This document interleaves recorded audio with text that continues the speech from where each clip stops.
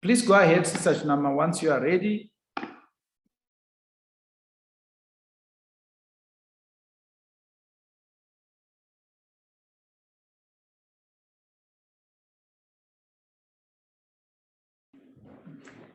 Thank you, Dr.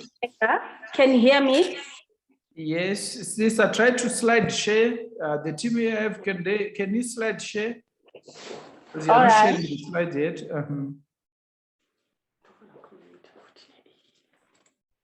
If you go to slideshow, yeah. All right, Kuda is doing it for me, don't worry.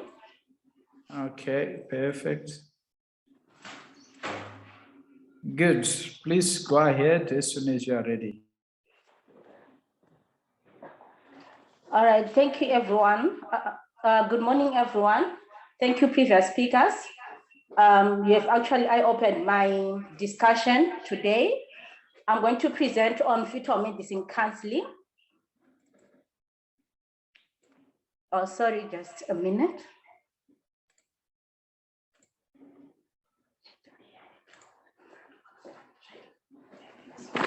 All right, fine. It's going to be based much on experience, what we have seen in the unit, what Dr. Velenga has taught us, what we have done for the patients previously in our units.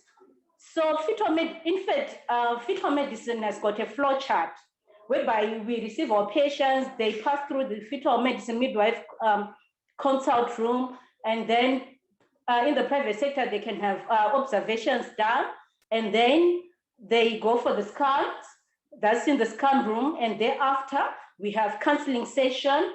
We actually have first counseling or second counseling as well, depending by like attendance, whom has the patient come with. And then if like the woman or the client has come alone, it means usually would like her to bring a partner or someone to support her or to hear the news with. So we have a second counseling, and this will then lead to informed decision. Usually the counseling fetal medicine needs support. It's not a one-man band. Usually the only one woman cannot withstand the message or the informed decision. So this is the new norm. Previously, we used to have sonographers. They'll just give you an envelope with results. They tell you to go see your doctor. And then that's when in the doctor's room, you get like the breaking news or to have explanations of what's in your letter. But now fetal medicine counseling, that's the new norm. You have it done in one-stop shop. You have it done in the unit. You get you move out of the room with all the results, with all the management or expectations. So sometimes it's never a room for good news, the fetal medicine scan room. So allow the patient to break down, give them time to make informed decisions, and let us be empathetic and sympathetic about our patients. What do I mean? It's all about our reactions. What do we do after receiving the message? Or after giving the patient the medication, the message? It means somehow you also have to be attentive, you have to be respectful. You can offer solving materials, the patient is crying. Even a touch would also go a long way, depending on the community you are. So this is about the fetal medicine counseling, the new norm. So the aim of fetal medicine counseling is to give high quality evidence-based. Previously or in the past, evidence-based could be queryful, whereby it could be, of course, without the scan, you can't have evidence-based. And without fetal medicine, you can't have the high quality. So to give high quality evidence-based care or knowledge to the woman with complex pregnancies, that's why it is necessary for the medical practitioner to know and understand the condition of the fetus. Anyway, now my high quality evidence-based, it also depends on the medical practitioner. The medical practitioner, the doctor, the midwife, and now we also have the sonographers in the unit. They're supposed to know well the condition which they've diagnosed, so that in counseling, they can actually explain well using the perfect jargon the patient can understand. So we need to read more as fetal medicine medical practitioners. And so the aim of fetal medicine counseling is also to reassure the clients, especially in minor disorders, about the expected outcome, and also to give options of management, either conservative or termination of pregnancy, depending on what we would have diagnosed, and to enhance cooperation in the serial or subsequent visits. I think the previous presenters also talked about serial visits or surveillance tools, whereby we need these patients to come very often, depending on conditions. So we need to enhance cooperation in serial or subsequent visits from the patients. What is it that we offer in counseling in fetal medicine? There is preconceptual counseling and genetic counseling. I think you're all well of that. Like when we talk about preconception, we discuss about the family history, the medical conditions, lifestyle risk factors, and then to plan about the pregnancy the pregnancy the patient wants to have. Now, since we have history about the patient, some of them, we actually told them in the current pregnancy that when in your next pregnancy, can you please visit us or visit the gynecologist for counseling prior to your pregnancy? And also genetic counseling. This would also come with different conditions as a way of the people to understand how genetic illness can affect their families or their lives. So we offer genetic counseling as well. And we offer perinatal counseling or prenatal counseling. In perinatal counseling, mostly we have prenatal counseling. That's about Down syndrome screening. And I think it's there in my presentation. I'll explain more. And then the perinatal loss counseling. And this one is just so devastating. One was we had bonded with their pregnancy, expecting to have a baby, and things just go the other way. So we also need to be very empathetic. It's just the room, the scan room is never really an easy room. Well, going ahead, we have who are the people who are supposed to see in fetal medicine or the candidates for fetal medicine counseling. I've just mentioned a few. I know you might have a lot. You can add later on in the question and answer segment. So we have fetal defects, we have fetal growth restriction, monochorionic pregnancies. I think about the fetal growth restriction, Dr. Thatcher explained well, and you have seen now when she talked about complications and the surveillance tools, it means when we talk to the lady now, we need understanding and we need to explain more so that she cooperates and also understands our aim, which is like what the neonatologist was explaining, to reduce those 20%, 29%, ma'am, all those percentages she was explaining about the fetal deaths, especially in preterm pregnancies, etc. So in monochorionic twins, Dr. Thatcher has also explained, Dr. Ndagura also explained well the risk factors. It's not a good pregnancy at all. Patient has to prepare to deliver early and also serial visits. So all that we have to tell our clients or to cancel our clients of the expectations. And we have intrauterine fetal demise. I think this one I'll explain later. And then the recurrent pregnant losses and the pregnant disorders and placenta disorders. Placenta disorders, the same is more or less the same with the fetal growth restriction, but there are also a lot of conditions like the placenta previa, in which the patient has to know and understand, and also in respect of visits and activities to do, and when to expect delivery. So I think these are some of the candidates we see in fetal medicine counseling.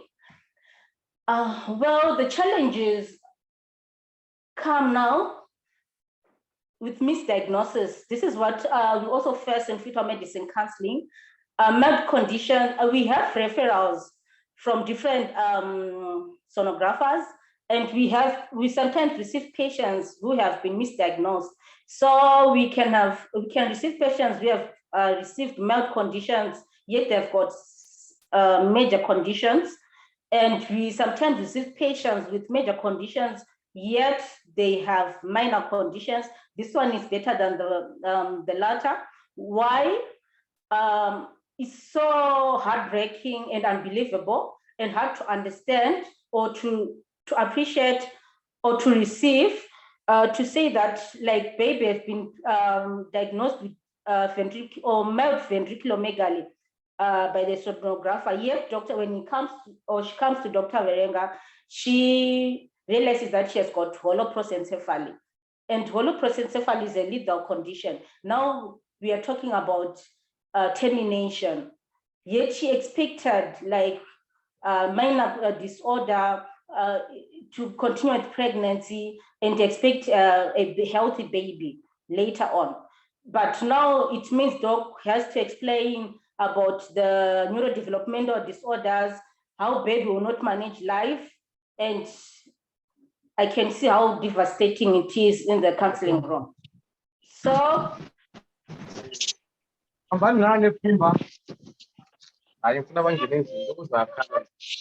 yeah, she wants to stay with you. Go and look for Josh and say happy birthday. Have you seen Josh? Go and say happy birthday, Josh.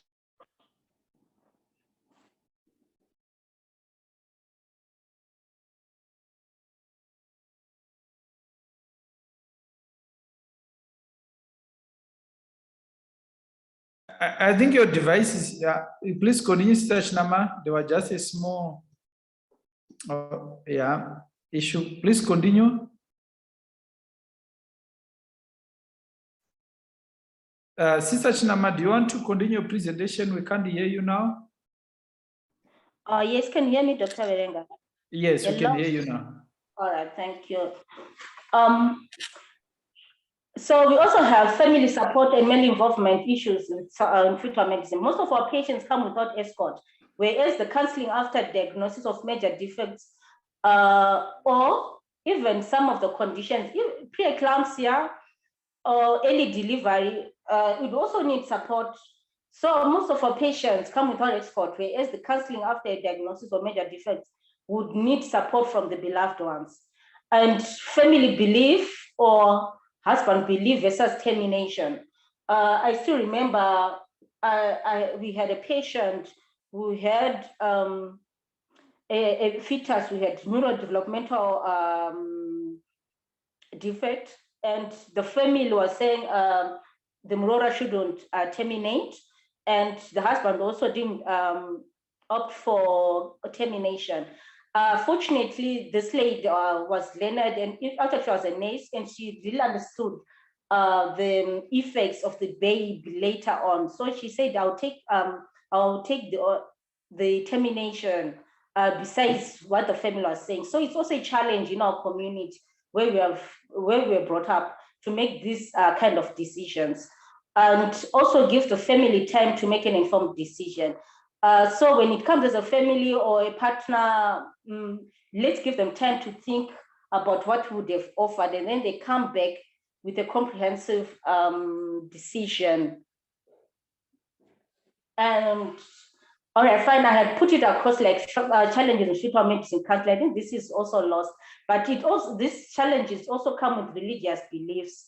Some people feel like they have betrayed God by allowing some of the activities of fetal medicine, because we offer several activities like feticide, termination of pregnancy, which might not be acceptable according, depending with one's belief. Some would say we're told not to kill. So if we say, let's take feticide, I'm killing a baby. So those are some of the challenges we meet in fetal medicine counseling, and also level of education.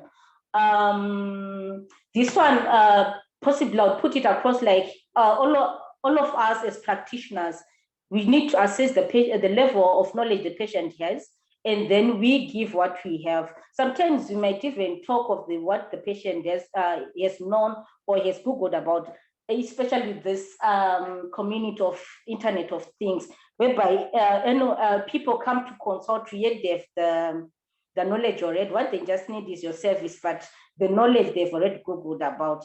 So we need also to understand so that we won't irritate our patients. Let's not think that we always see patients who are not learned or people who are just backward. It's high time we also improve ourselves in management of our patients to give them the what they deserve, or what can I say, I'm not sure of the word, but what they deserve.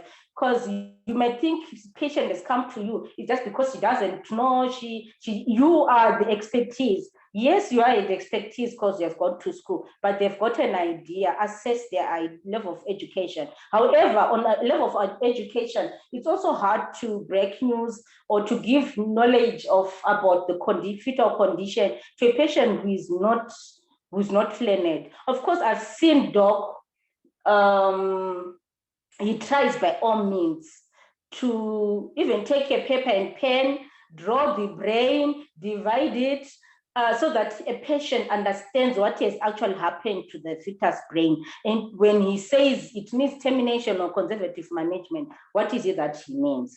So it's also a challenge, yes. And then family support is minimum. In the African setup, family support is just minimum. People just think you have got your pregnant, that's so pregnant. And not only because of that, we also believe in witchcraft. So when I've got my pregnancy, I just think it's mine. If I try to shout about it or to tell people about it, they might bewitch me. So it's a win-win thing. Like, she doesn't have family support because she doesn't want people to know, or just because the family is not supportive. And then we have counseling placenta disorder. As I mentioned before, it depends on condition. Is it placenta previa or FGR? And then if FGR, you heard doc, she explained, well, is it constitutionally small? Is it abnormally small? Or what's really happening with the baby? And mainly the goal is on cooperation or subsequent visits and to have a live baby. And counseling multiple pregnancy. She also explained well when usually it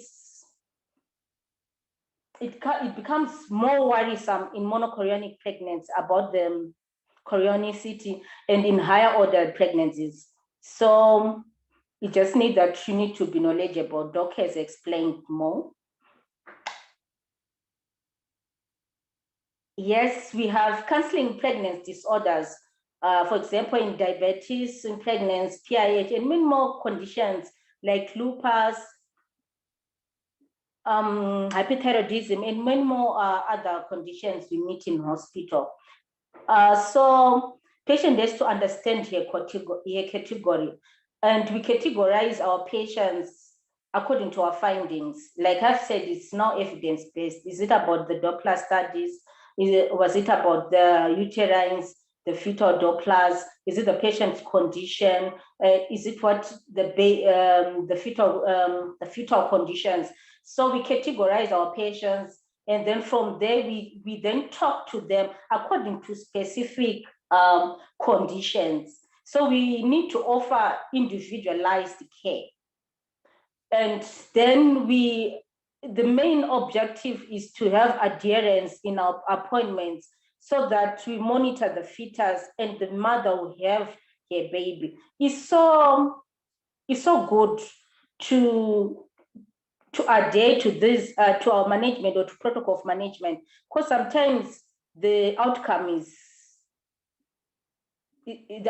just good. It's also, it makes us happy to have a mother with a live baby. So I think most of our work is also talking. Communication is a key point in fetal medicine counseling or in fetal medicine. And she has to understand options of management, including early delivery and also multidisciplinary approach. Thank you, Dr. Mangisa, for the previous presentation. It's so crucial in fetal medicine to have multidisciplinary approach. We refer our patients either to endocrinologists, we refer our patients to the neonatologist. We need to prepare delivery. And I think the counseling later on should be just in one approach, whereby we talk to the woman, she understands us, she also understands the activities later. Because it's not about, like what Dr. said before, it's not about your child has got FGR or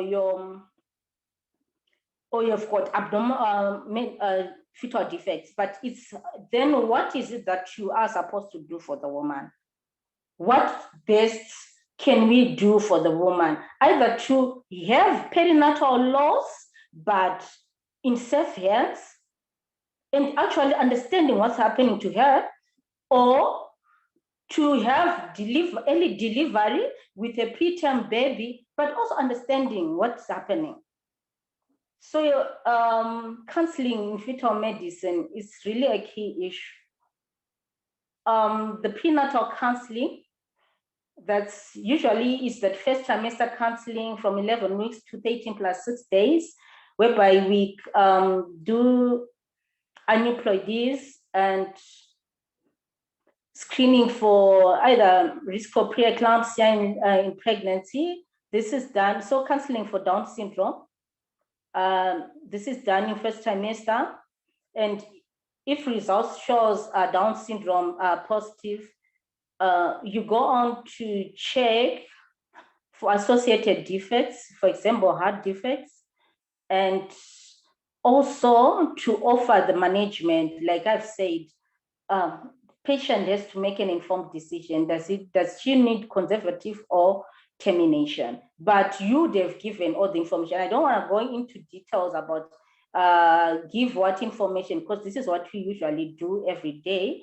But here's the patient got the information, the right information, and all the information. And then offer management and support patient decision. Of course, we know sometimes that the decision the patient has made is not the right decision. It's a right decision, but you think termination is better than conservative. It's okay. That's what the patient wants. You've done your part. You've given all the information. So support the patient decision. If in supporting of the patient decision, if it means she has chosen to conservative management, then plan for subsequent visits. And then if it means she has offered termination, then also liaise with the teams and go ahead with the termination. And then we have perinatal loss counseling. You need to understand and explain about the probable cause, especially in the patient will be managing. It means we'll be having history about the patient. So you can explain having a background of what was really transpiring, or a patient whom you have seen on like a walking patient. Still, after having history, you can deduce what might have happened. Some will tell you I had high blood pressure. Some will tell you of recurrent pregnancies and recurrent losses, and also history of stillbirths. You can deduce what to explain to the patient, either according to history or what she has presented. So you need to explain about the probable cause. Now, here comes the issue of being knowledgeable as a medical practitioner, because I come back to the issue of evidence-based. You don't need to know the recurrence risk, the prevalence, and also explain to the patient if pregnancy was under high-risk management, explain to the in other situations, this might also need amniocentesis to check if there are associated chromosome abnormalities, educate on subsequent pregnancies. That's where we now talk about the preconceptual care I've talked before, or if you kind of deduced genetics, you now talk about the genetical counseling as well in subsequent pregnancy. So I think the most part here is also for the healthcare to be knowledgeable and to offer as much information as possible, and being, since she's someone in the grieving process, you need to also offer grieving counseling so that the patient comes to terms to what would have happened. And also remember that in grieving process, these patients, what would have done to them, it goes a long way. It doesn't fade out because she had a loss. No, even in a subsequent visit, in a subsequent pregnancy, she would also still remember about the loss and what has happened to her and what the staff, the medical staff had actually done for her. So let's all be professional and be in their shoes when you offer the perinatal care or perinatal loss counseling. So we have activities like feticide and in fetal medicine, and invasive procedures like the amnio drainage, chorionic villus sampling, and there might be more, but these are procedures which needs patient to understand and also to be counseled prior, of course, with the termination of pregnancy as mentioned above.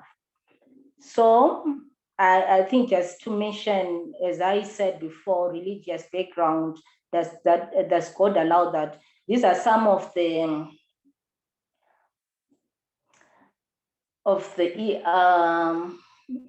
challenges in acceptance of the procedures, lack of family support, or even the level of education. And as health care workers, give as much information as possible and let them make informed decisions. But do not force matters, please.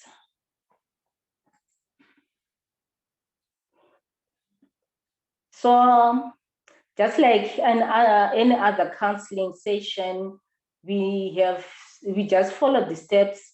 We need to have relationship building, and then go into depth with the information you have, goal setting, what should we do, and the interventions available, and also the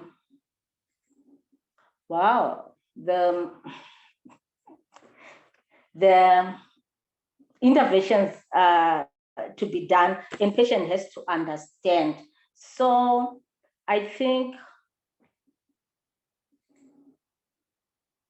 that's the counseling, the 5 steps we have in counseling. So the medical practitioner has to know the exact condition. Please, we need to widen our reading so that we know what to offer for the patient, what to tell the patient. And if it's you need also to know, if it's a fetal defect. I'm sorry, I think I lost my slide about fetal defect. If it's a fetal defect, is it an isolated case or genetics? And then should we go ahead with amniocentesis? What should we really do? And then the medical practitioner should know the natural history of the condition, and the intrauterine and in the lifelong, how would this baby survive? So when you tell the patient, she has to understand and to know intrauterine life, how this baby would survive, and life in the life run, how would this baby survive, and effect of condition on mother and fetus, and the interventions and management. Thank you very much for listening.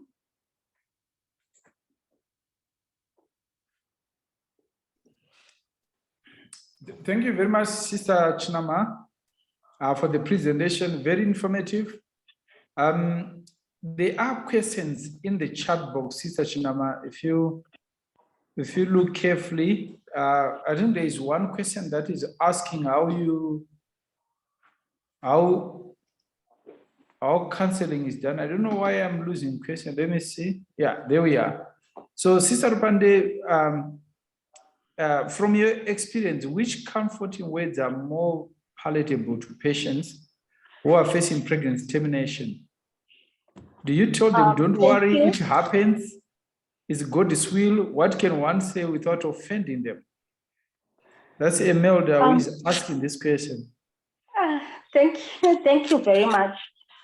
With fetal medicine, like I've mentioned before, it's evidence-based. So it's not about, of course, you need to explain to the patient with a jargon she understands, and she has to understand and see that that's what has happened. It's, of course, we don't use, we have never used it's God's will or don't worry, but to actually give information. Fetal medicine counseling is all about giving information and giving it effectively and compassionately. I'm not sure if I've answered well. Maybe Imelda wanted some specific words of what, how can Okay. All right, can fine. one tell? All right, Saka, usually some of our patients are in Shona, in Shona, and sometimes in English, but you need to use those words. I'm sorry, unfortunately. I understand. Kana kuti tiri kushona tinototaura kuti sorry nezvaitika, mwana zviri kufamba so nezvakadai, because wanga usingazvitarisire, asi zviri kutaridzika kuti mwana zvinofamba zvakadai inhumbu inogona kuti inobviswa, asi zvisingamanikidzwe. Kana ichikwanisa kuti iwe unoda kuti ienderere mberi, but we have words like sorry, unfortunate, you understand, and also your reaction matters. And ndopamwe patinoita giving tissue papers to the sobbing patient. So it's integrated issue in ema activities anenge akawanda, but use those compassionate words.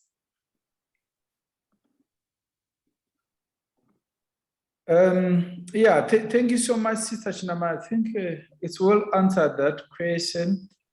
To be honest with you, I think we are up with our time now. The next presenter may get ready. Sister Chinama, you may stop the slide sharing while the next presenter gets ready. We will break for lunch. But thank you so much for